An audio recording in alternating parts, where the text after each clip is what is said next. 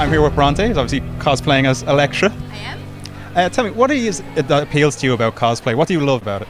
Well, the big thing is being able to express myself creatively. So I've always said that cosplay is a art form. It's a type of art. So I am the wall that I express my art on. That's what I love about it. Also about the community. As someone who is from a different country, coming over here and having friends that I have something in common with immediately, it's just wonderful. So I've really felt at home and become at home very quickly over in Ireland. So yeah. What's it like when, I've seen, obviously, interacting with a few kids coming over, when they look at you and they think, that's really Elektra? Yeah. What does that feel like?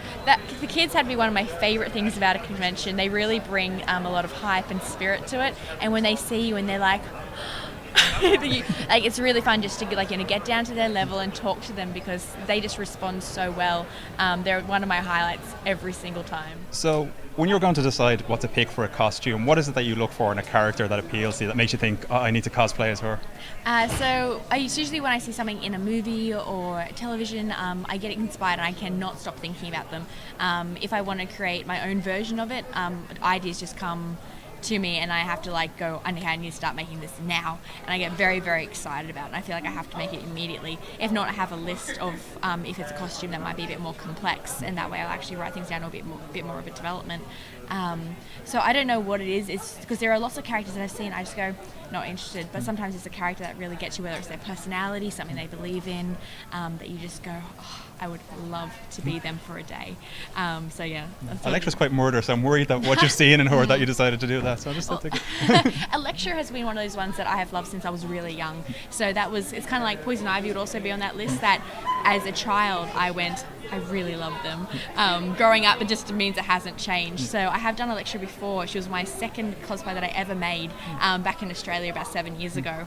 And so I actually brought her back as a last minute cosplay because I did want to do her again, but I did have a different plan that didn't work out. So this one happened, and I'm thrilled with how she turned out, even if it was only 2 days of making. So yeah. How long, that's your most elaborate costume, how long would it take from deciding on that to actually having the finished product?